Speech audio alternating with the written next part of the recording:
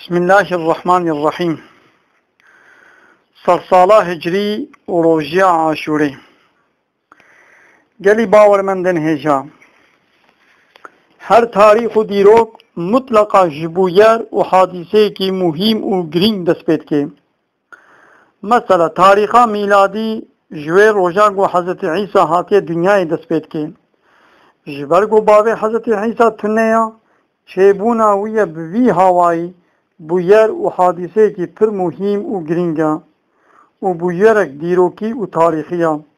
Ji ber vê qaseya ku cîhana xiristiyanan vê tarîxê bikartînin. Cîhana Erebî di beriya İslamiyetê de roja bûyera fîlê destpêka tarîxê ji xwe re qebûl kiribûn. Lewra di wê rojê de bûyer û hadîseyekî mezin rû dabû.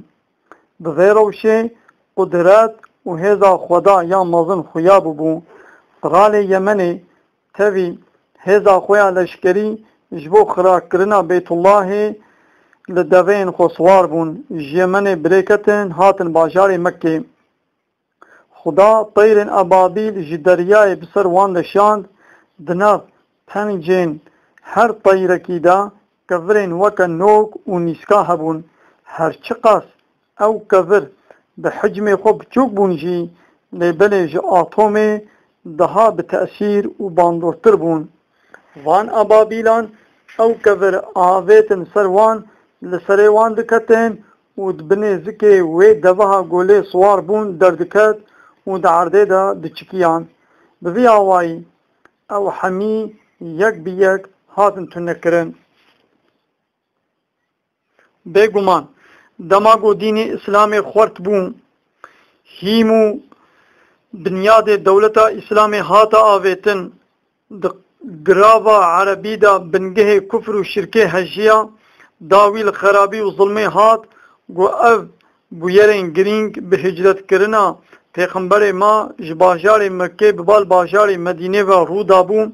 Bi vê nevê koçberiya Pêxember bû bûyer û hadîseyekî girîng, ku ew jî di meha Muharremê de çêbûya.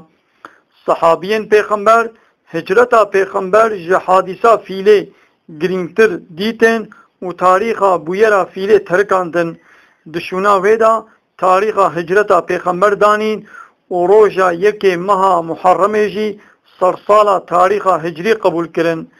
Ji wê rojê de heya îro cîhana Erebî û cîhana İslamî vê tarîxa henê tarîxek İslamî û roja yekê meha Muharremê jî sersala tarîxa İslamî qebûl kirina.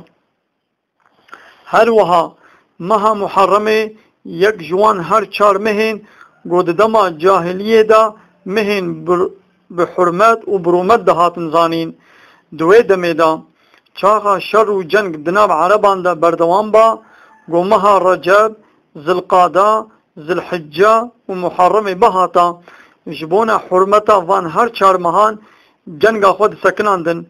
Piştî ku ev her çar meh derbas dibûn, dîse dest bi cenga xwe dikirin.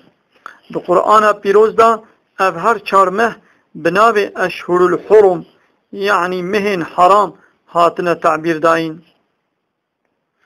Girîngiya meha Muharremê ya sêmîn jî roja dihê wê roja Aşûrê ya.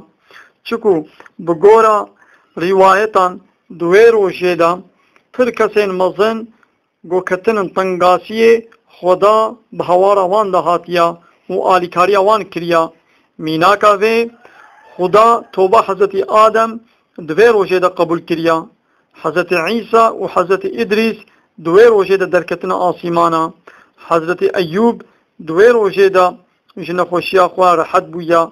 Hezretî İbrahîm di wê rojê de ji agirê Nemrûd xilas bûya. Fir'ewn di wê rojê de di deryayê de xeniqiya û Musa Pêxember jî ji wî xilas bûya.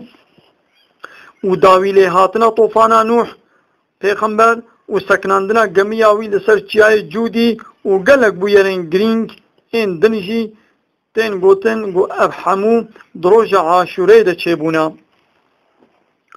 Kar û biryarên di roja Aşûrê de tê xwestin ku mirov wan bike evin. Yek, rojî girtina di wê rojê de.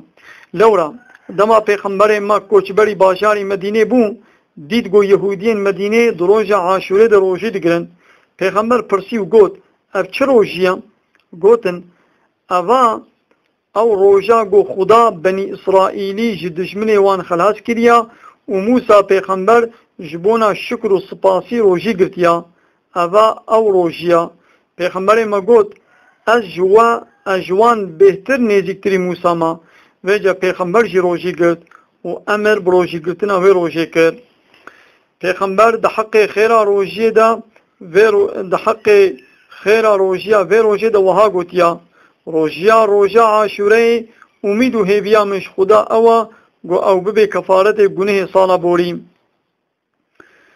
دو جبو گو ام نشبهن یهودیان آن روژک پیشی دا دست بروژی بکن آن روژا دو عاشوره جی بگرن سه دمالا خدا جزار و زیچن خورا فرهی چه بکن پیغمبر دوی مشاره ده وها گوتیا کی روژا عاشوره دا دمالا خدا جبو زار و زیچن خورا فرهی چه که خدا جی حتی داویا وی ساله جوی کسیر فرهی چه دکه تجار ویناخ تنگاسیه چار جخیر و فضیلتا وی روژا پیروز سود ورگرن جخور فرصات و مجالک مزن بحسبینن جخطا و گناه نخو توبه بکن و پوشمان ببن دوی روژا پیروز ده هرن بر درگاه خدا داخوازا مغفیرت و بخشاندنا گناه نخو جه بکن داخوازا مش خدا اوا وی روژا پیروز وکا زمان بره ای روژی بگرینی دما خلاصیا کسین و تنگاسی و بندستی دنا عالم اسلام بطایبتی جی جماعتا میں حاضر نائلی لطف و کرم وی بکے آمین